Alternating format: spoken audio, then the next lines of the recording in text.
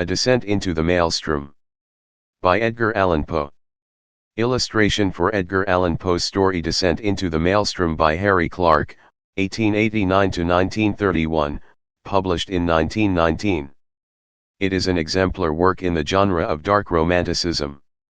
An illustration for the story A Descent into the Maelstrom by the author Edgar Allan Poe. The ways of God in nature, as in providence, are not as our ways, nor are the models that we frame any way commensurate to the vastness, profundity, and unsearchableness of his works, which have a depth in them greater than the well of Democritus. Joseph Glanville. We had now reached the summit of the loftiest crag. For some minutes the old man seemed too much exhausted to speak. "Not long ago," said he at length, "and I could have guided you on this route as well as the youngest of my sons, but, about 3 years past, there happened to me an event such as never happened to mortal man, or at least such as no man ever survived to tell of, and the 6 hours of deadly terror which I then endured have broken me up body and soul. You suppose me a very old man, but I am not. It took less than a single day to change these hairs from a jetty black to white, to weaken my limbs, and to unstring my nerves, so that I tremble at the least exertion, and am frightened at a shadow. Do you know I can scarcely look over this little cliff without getting giddy." The little cliff, upon whose edge he had so carelessly thrown himself down to rest that the weightier portion of his body hung over it, while he was only kept from falling by the tenure of his elbow on its extreme and slippery edge, this little cliff arose, a sheer unobstructed precipice of black shining rock, some 15 or 1600 feet from the world of crags beneath us. Nothing would have tempted me to within half a dozen yards of its brink. In truth, so deeply was I excited by the perilous position of my companion, that I fell at full length upon the ground, clung to the shrubs around me, and dared not even glance upward at the sky, while I struggled in vain to divest myself of the idea that the very foundations of the mountain were in danger from the fury of the winds. It was long before I could reason myself into sufficient courage to sit up and look out into the distance. "You must get over these fancies," said the guide, "for I have brought you here that you might have the best possible view of the scene of that event I mentioned, and to tell you the whole story with the spot just under your eye. We are now," he continued, in that particularizing manner which distinguished him, "we are now close upon the Norwegian coast, in the 68th degree of latitude, in the great province of Nordland, and in the dreary district of Lofoten. The mountain upon whose top we sit is Helseggen, the Cloudy. Now raise yourself up a little higher, hold on to the grass if you feel giddy, so, and look out, beyond the belt of vapor beneath us, into the sea." I looked dizzily, and beheld a wide expanse of ocean, whose waters wore so inky a hue as to bring at once to my mind the Nubian geographer's account of the Mare Tenebrarum. A panorama more deplorably desolate no human imagination can conceive. To the right and left, as far as the eye could reach, there lay outstretched, like ramparts of the world, lines of horridly black and beetling cliff, whose character of gloom was but the more forcibly illustrated by the surf which reared high up against its white and ghastly crest, howling and shrieking forever. Just opposite the promontory upon whose apex we were placed, and at a distance of some 5 or 6 miles out at sea, there was visible a small, bleak-looking island, or, more properly, its position was discernible through the wilderness of surge in which it was enveloped.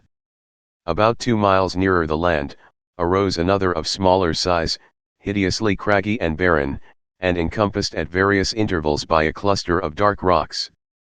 The appearance of the ocean, in the space between the more distant island and the shore, had something very unusual about it. Although, at the time, so strong a gale was blowing landward that a brig in the remote offing lay to under a double-reefed trysail, and constantly plunged her whole hull out of sight, still there was here nothing like a regular swell, but only a short, quick, angry cross-dashing of water in every direction, as well in the teeth of the wind as otherwise. Of foam there was little except in the immediate vicinity of the rocks. "The island in the distance," resumed the old man, "is called by the Norwegians Vurrgh. The one midway is Moskoe. That a mile to the northward is Ambaren.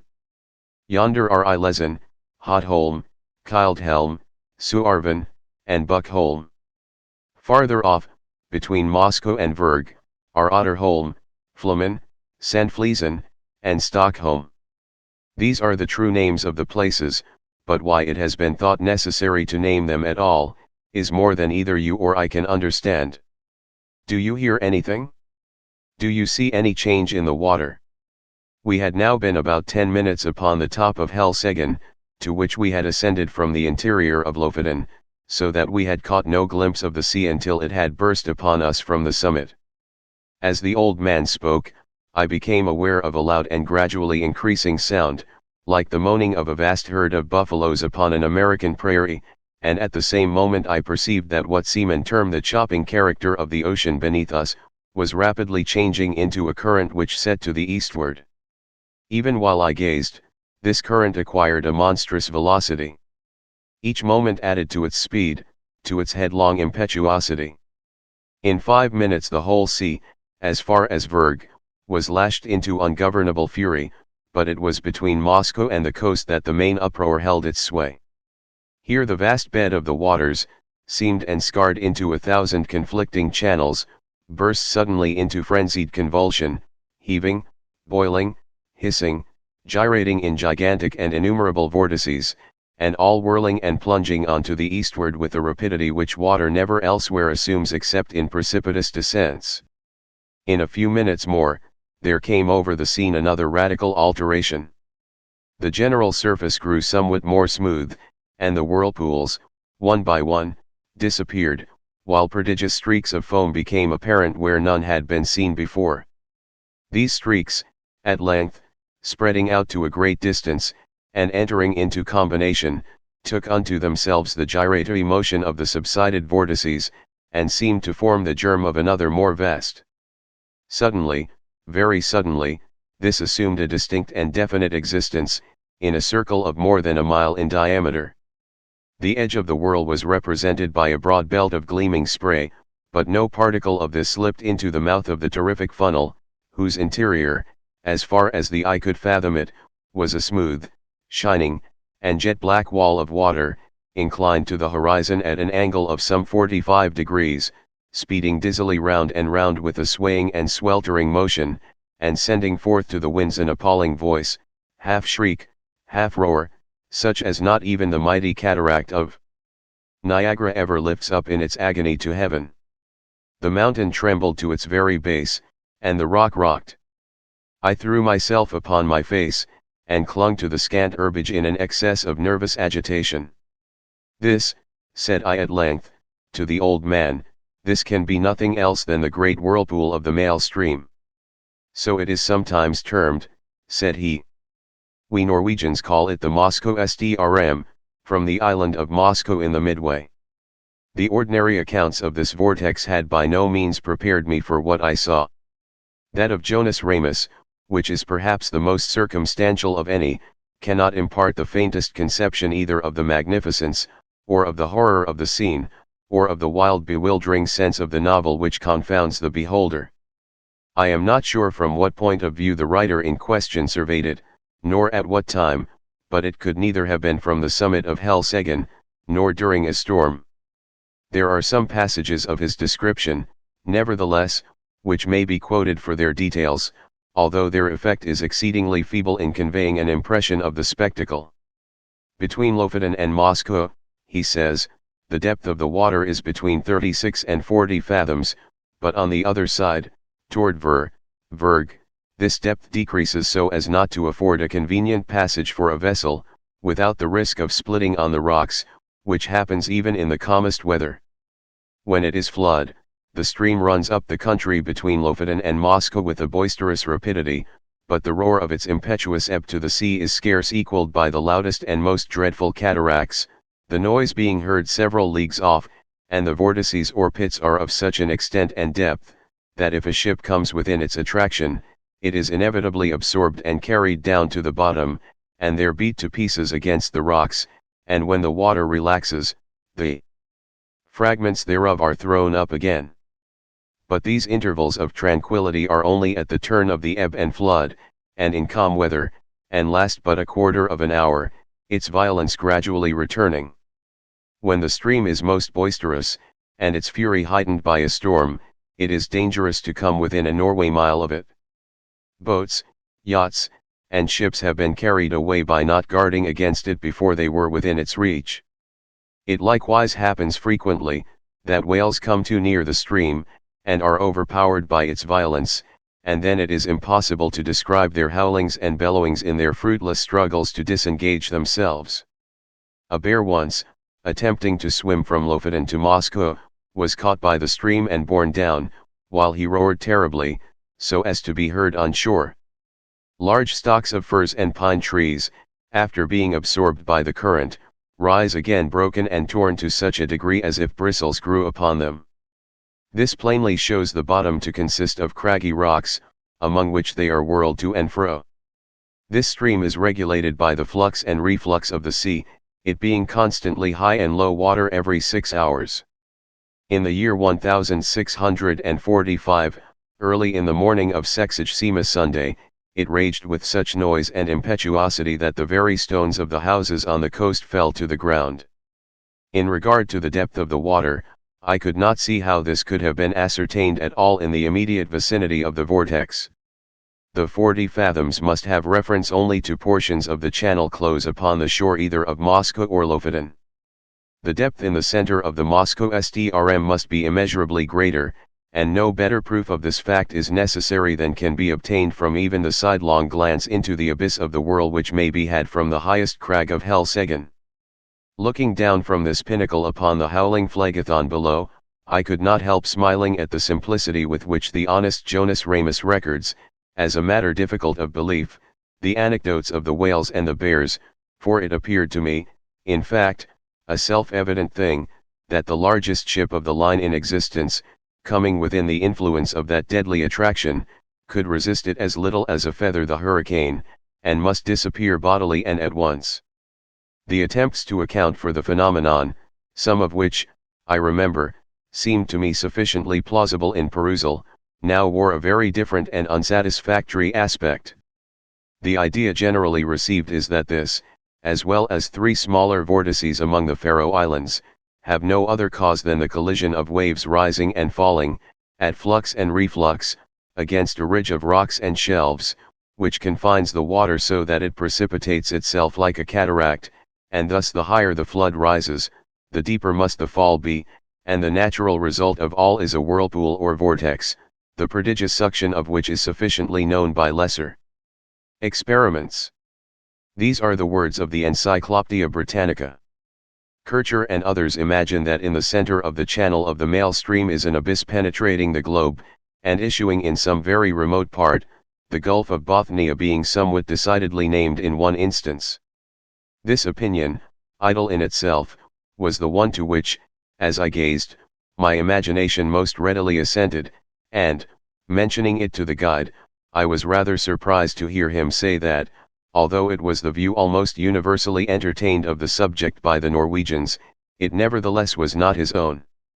As to the former notion he confessed his inability to comprehend it, and here I agreed with him, for, however conclusive on paper, it becomes altogether unintelligible, and even absurd, amid the thunder of the abyss. "You have had a good look at the whirl now," said the old man, "and if you will creep round this crag, so as to get in its lee, and deaden the roar of the water, I will tell you a story that will convince you I ought to know something of the Moscow STRM. I placed myself as desired, and he proceeded. Myself and my 2 brothers once owned a schooner rigged smack of about 70 tons burthen, with which we were in the habit of fishing among the islands beyond Moscow, nearly to Vurg. In all violent eddies at sea there is good fishing, at proper opportunities, if one has only the courage to attempt it, but among the whole of the Lofoten coastmen, we 3 were the only ones who made a regular business of going out to the islands, as I tell you. The usual grounds are a great way lower down to the southward. Their fish can be got at all hours, without much risk, and therefore these places are preferred. The choice spots over here among the rocks, however, not only yield the finest variety, but in far greater abundance, so that we often got in a single day, what the more timid of the craft could not scrape together in a week. In fact, we made it a matter of desperate speculation, the risk of life standing instead of labor, and courage answering for capital. We kept the smack in a cove about 5 miles higher up the coast than this, and it was our practice, in fine weather, to take advantage of the 15-minute slack to push across the main channel of the Moscow STRM, far above the pool, and then drop down upon anchorage somewhere near Otterholm, or Sandfliesen, where the eddies are not so violent as elsewhere. Here we used to remain until nearly time for slack water again, when we weighed and made for home. We never set out upon this expedition without a steady side wind for going and coming, one that we felt sure would not fail us before our return, and we seldom made a miscalculation upon this point. Twice, during 6 years, we were forced to stay all night at anchor on account of a dead calm, which is a rare thing indeed just about here, and once we had to remain on the grounds nearly a week, starving to death, owing to a gale which blew up shortly after our arrival, and made the channel too boisterous to be thought of. Upon this occasion we should have been driven out to sea in spite of everything, for the whirlpools threw us round and round so violently, that, at length, we fouled our anchor and dragged it, if it had not been that we drifted into one of the innumerable cross-currents, here today and gone tomorrow, which drove us under the lee of Flamen, where, by good luck, we brought up. I could not tell you the 20th part of the difficulties we encountered on the grounds. It is a bad spot to be in, even in good weather, but we made shift always to run the gauntlet of the Moscow STRM itself without accident, although at times my heart has been in my mouth when we happened to be a minute or so behind or before the slack. The wind sometimes was not as strong as we thought it at starting, and then we made rather less way than we could wish, while the current rendered the smack unmanageable. My eldest brother had a son 18 years old, and I had 2 stout boys of my own. These would have been of great assistance at such times, in using the sweeps, as well as afterward in fishing, but, somehow, although we ran the risk ourselves, we had not the heart to let the young ones get into the danger, for, after all is said and done, it was a horrible danger, and that is the truth. It is now within a few days of 3 years since what I am going to tell you occurred. It was on the 10th day of July, 18 — a day which the people of this part of the world will never forget, for it was one in which blew the most terrible hurricane that ever came out of the heavens. And yet all the morning, and indeed until late in the afternoon, there was a gentle and steady breeze from the southwest, while the sun shone brightly, so that the oldest seaman among us could not have foreseen what was to follow. The 3 of us, my 2 brothers and myself, had crossed over to the islands about 2 o'clock p.m., and had soon nearly loaded the smack with fine fish, which, we all remarked, were more plenty that day than we had ever known them. It was just 7, by my watch, when we weighed and started for home, so as to make the worst of the STRM at slack water, which we knew would be at 8. We set out with a fresh wind on our starboard quarter, and for some time spanked along at a great rate, never dreaming of danger, for indeed we saw not the slightest reason to apprehend it. All at once we were taken aback by a breeze from over Helseggen. This was most unusual, something that had never happened to us before, and I began to feel a little uneasy, without exactly knowing why. We put the boat on the wind, but could make no headway at all for the eddies, and I was upon the point of proposing to return to the anchorage, when, looking astern, we saw the whole horizon covered with a singular copper-colored cloud that rose with the most amazing velocity. In the meantime the breeze that had headed us off fell away, and we were dead becalmed, drifting about in every direction. This state of things, however, did not last long enough to give us time to think about it. In less than a minute the storm was upon us, in less than 2 the sky was entirely overcast, and what with this and the driving spray, it became suddenly so dark that we could not see each other in the smack. Such a hurricane as then blew it is folly to attempt describing. The oldest seaman in Norway never experienced anything like it. We had let our sails go by the run before it cleverly took us, but, at the first puff, both our masts went by the board as if they had been sawed off, the mainmast taking with it my youngest brother, who had lashed himself to it for safety. Our boat was the lightest feather of a thing that ever sat upon water. It had a complete flush deck, with only a small hatch near the bow, and this hatch it had always been our custom to batten down when about to cross the Strm, by way of precaution against the chopping seas. But for this circumstance we should have foundered at once, for we lay entirely buried for some moments. How my elder brother escaped destruction I cannot say, for I never had an opportunity of ascertaining. For my part, as soon as I had let the foresail run, I threw myself flat on deck, with my feet against the narrow gunwale of the bow, and with my hands grasping a ring bolt near the foot of the foremast. It was mere instinct that prompted me to do this, which was undoubtedly the very best thing I could have done, for I was too much flurried to think. For some moments we were completely deluged, as I say, and all this time I held my breath, and clung to the bolt. When I could stand it no longer I raised myself upon my knees, still keeping hold with my hands, and thus got my head clear. Presently our little boat gave herself a shake, just as a dog does in coming out of the water, and thus rid herself, in some measure, of the seas. I was now trying to get the better of the stupor that had come over me, and to collect my senses so as to see what was to be done, when I felt somebody grasp my arm. It was my elder brother, and my heart leaped for joy, for I had made sure that he was overboard, but the next moment all this joy was turned into horror, for he put his mouth close to my ear, and screamed out the word Moscow Strm. No one ever will know what my feelings were at that moment. I shook from head to foot as if I had had the most violent fit of the ague. I knew what he meant by that one word well enough, I knew what he wished to make me understand. With the wind that now drove us on, we were bound for the whirl of the Strm, and nothing could save us. You perceive that in crossing the Strm channel, we always went a long way up above the whirl, even in the calmest weather, and then had to wait and watch carefully for the slack, but now we were driving right upon the pool itself, and in such a hurricane as this.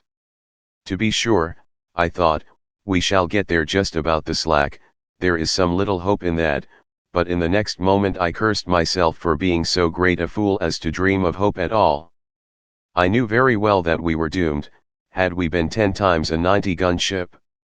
By this time the first fury of the tempest had spent itself, or perhaps we did not feel it so much, as we scudded before it, but at all events the seas, which at first had been kept down by the wind, and lay flat and frothing, now got up into absolute mountains.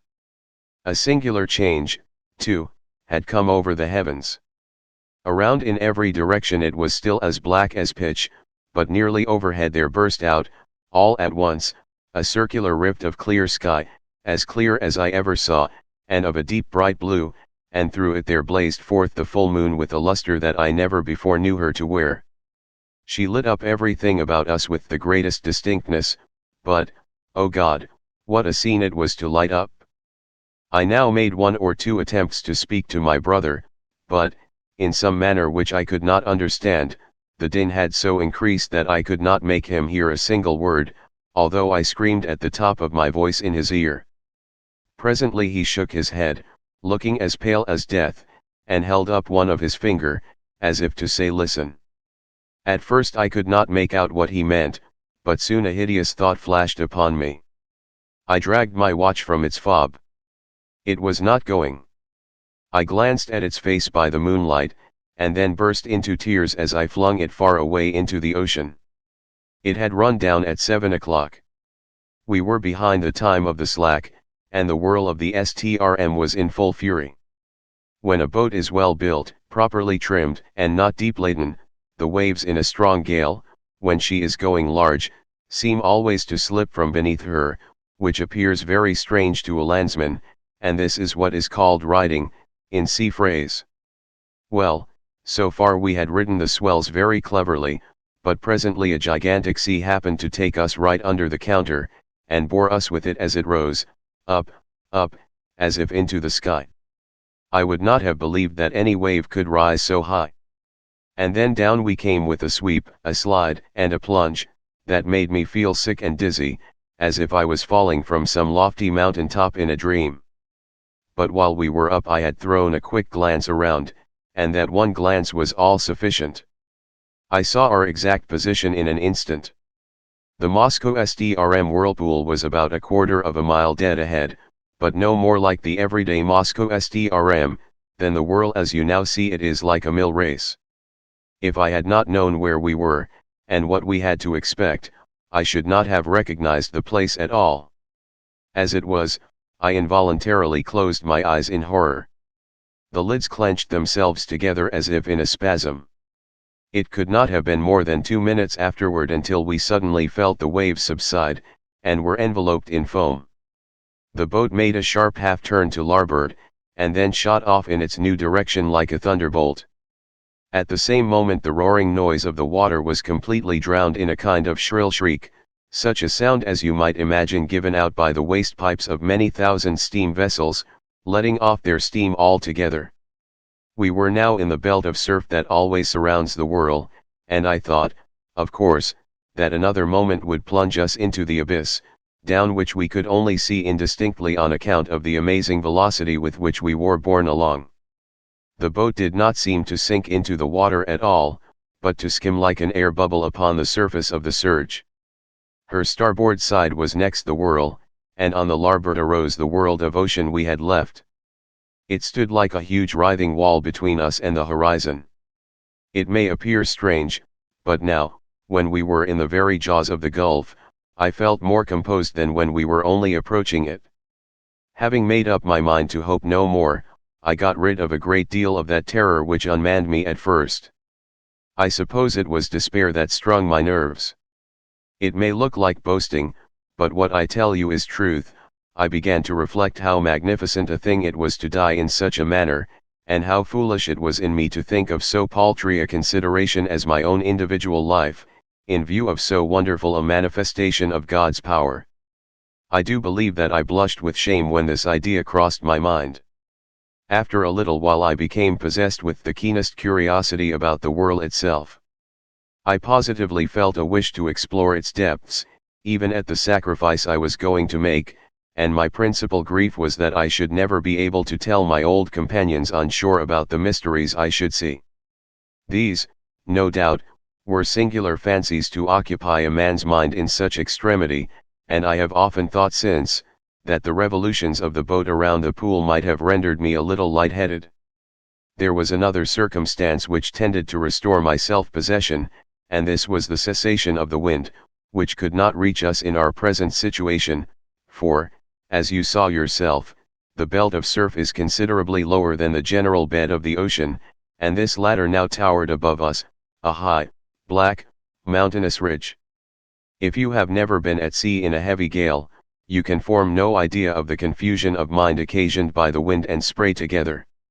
They blind, deafen, and strangle you, and take away all power of action or reflection. But we were now, in a great measure, rid of these annoyances, just as death-condemned felons in prison are allowed petty indulgences, forbidden them while their doom is yet uncertain. How often we made the circuit of the belt it is impossible to say. We careered round and round for perhaps an hour, flying rather than floating, getting gradually more and more into the middle of the surge, and then nearer and nearer to its horrible inner edge. All this time I had never let go of the ring bolt. My brother was at the stern, holding on to a small empty water cask which had been securely lashed under the coop of the counter, and was the only thing on deck that had not been swept overboard when the gale first took us. As we approached the brink of the pit he let go his hold upon this, and made for the ring, from which, in the agony of his terror, he endeavored to force my hands, as it was not large enough to afford us both a secure grasp. I never felt deeper grief than when I saw him attempt this act, although I knew he was a madman when he did it, a raving maniac through sheer fright. I did not care, however, to contest the point with him. I knew it could make no difference whether either of us held on at all, so I let him have the bolt, and went astern to the cask. This there was no great difficulty in doing, for the smack flew round steadily enough, and upon an even keel, only swaying to and fro, with the immense sweeps and swelters of the whirl. Scarcely had I secured myself in my new position, when we gave a wild lurch to starboard, and rushed headlong into the abyss. I muttered a hurried prayer to God, and thought all was over. As I felt the sickening sweep of the descent, I had instinctively tightened my hold upon the barrel, and closed my eyes. For some seconds I dared not open them, while I expected instant destruction, and wondered that I was not already in my death struggles with the water. But moment after moment elapsed. I still lived. The sense of falling had ceased, and the motion of the vessel seemed much as it had been before, while in the belt of foam, with the exception that she now lay more along. I took courage, and looked once again upon the scene. Never shall I forget the sensations of awe, horror, and admiration with which I gazed about me. The boat appeared to be hanging, as if by magic, midway down, upon the interior surface of a funnel vast in circumference, prodigious in depth, and whose perfectly smooth sides might have been mistaken for ebony, but for the bewildering rapidity with which they spun around, and for the gleaming and ghastly radiance they shot forth, as the rays of the full moon, from that circular rift amid the clouds which I have already described, streamed in a flood of golden glory along the black walls, and far away down into the inmost recesses of the abyss. At first I was too much confused to observe anything accurately. The general burst of terrific grandeur was all that I beheld. When I recovered myself a little, however, my gaze fell instinctively downward. In this direction I was able to obtain an unobstructed view, from the manner in which the smack hung on the inclined surface of the pool.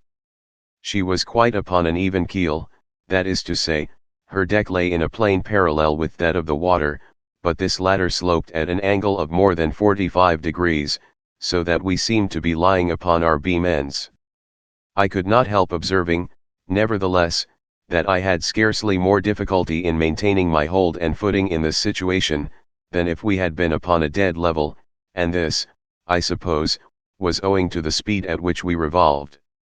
The rays of the moon seemed to search the very bottom of the profound gulf, but still I could make out nothing distinctly, on account of a thick mist in which everything there was enveloped, and over which there hung a magnificent rainbow, like that narrow and tottering bridge which Mussulmans say is the only pathway between time and eternity. This mist, or spray, was no doubt occasioned by the clashing of the great walls of the funnel, as they all met together at the bottom, but the yell that went up to the heavens from out of that mist, I dare not attempt to describe. Our first slide into the abyss itself, from the belt of foam above, had carried us a great distance down the slope, but our farther descent was by no means proportionate. Round and round we swept, not with any uniform movement, but in dizzying swings and jerks, that sent us sometimes only a few hundred yards, sometimes nearly the complete circuit of the whirl. Our progress downward, at each revolution, was slow, but very perceptible. Looking about me upon the wide waste of liquid ebony on which we were thus borne, I perceived that our boat was not the only object in the embrace of the whirl.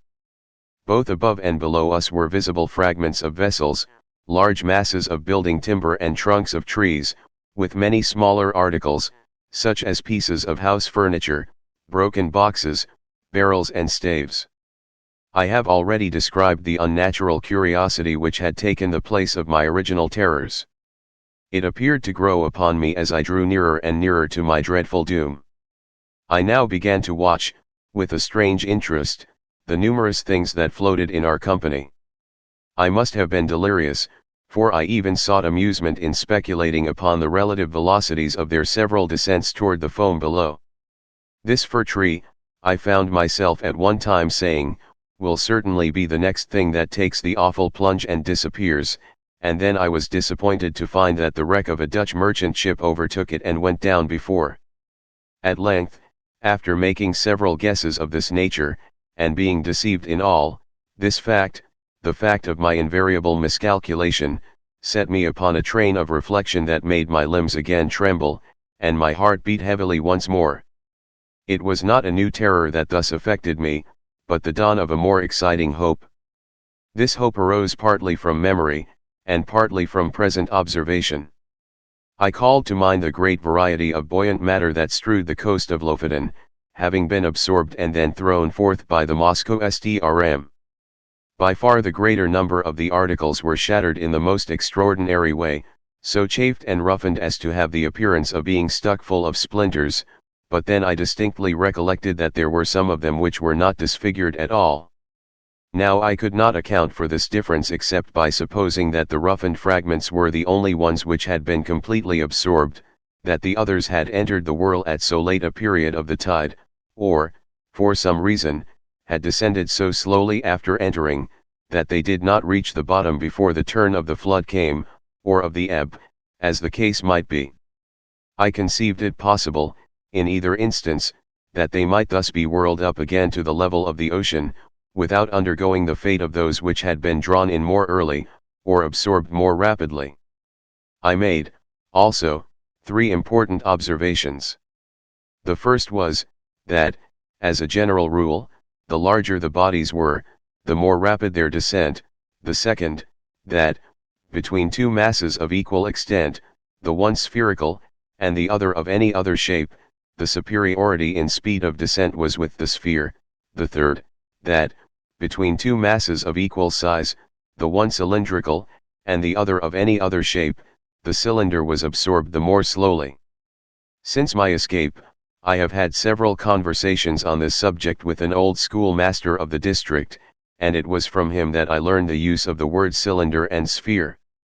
He explained to me, although I have forgotten the explanation, how what I observed was, in fact, the natural consequence of the forms of the floating fragments, and showed me how it happened that a cylinder, swimming in a vortex, offered more resistance to its suction, and was drawn in with greater difficulty than an equally bulky body, of any form whatever.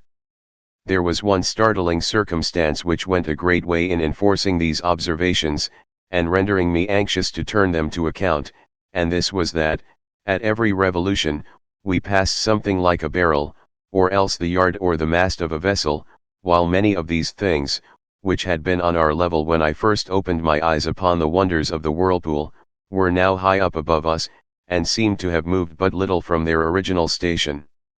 I no longer hesitated what to do. I resolved to lash myself securely to the water cask upon which I now held, to cut it loose from the counter, and to throw myself with it into the water. I attracted my brother's attention by signs, pointed to the floating barrels that came near us, and did everything in my power to make him understand what I was about to do.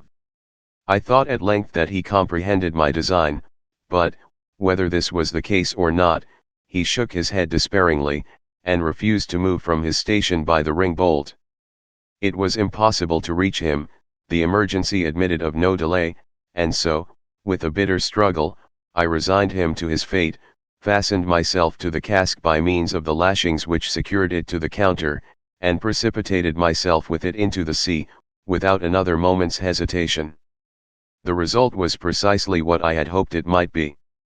As it is myself who now tell you this tale, as you see that I did escape, and as you are already in possession of the mode in which this escape was effected, and must therefore anticipate all that I have farther to say, I will bring my story quickly to conclusion. It might have been an hour, or thereabout, after my quitting the smack, when, having descended to a vast distance beneath me, it made 3 or 4 wild gyrations in rapid succession, and, bearing my loved brother with it, plunged headlong, at once and forever, into the chaos of foam below. The barrel to which I was attached sunk very little farther than half the distance between the bottom of the gulf and the spot at which I leaped overboard, before a great change took place in the character of the whirlpool. The slope of the sides of the vast funnel became momently less and less steep. The gyrations of the whirl grew, gradually, less and less violent. By degrees, the froth and the rainbow disappeared, and the bottom of the gulf seemed slowly to uprise. The sky was clear, the winds had gone down, and the full moon was setting radiantly in the west, when I found myself on the surface of the ocean, in full view of the shores of Lofoten, and above the spot where the pool of the Moscow SDRM had been. It was the hour of the slack, but the sea still heaved in mountainous waves from the effects of the hurricane. I was borne violently into the channel of the STRM, and in a few minutes was hurried down the coast into the grounds of the fishermen. A boat picked me up, exhausted from fatigue, and, now that the danger was removed, speechless from the memory of its horror. Those who drew me on board were my old mates and daily companions, but they knew me no more than they would have known a traveler from the spirit land. My hair, which had been raven black the day before, was as white as you see it now. They say too that the whole expression of my countenance had changed. I told them my story, they did not believe it. I now tell it to you, and I can scarcely expect you to put more faith in it than did the merry fishermen of Lofoten.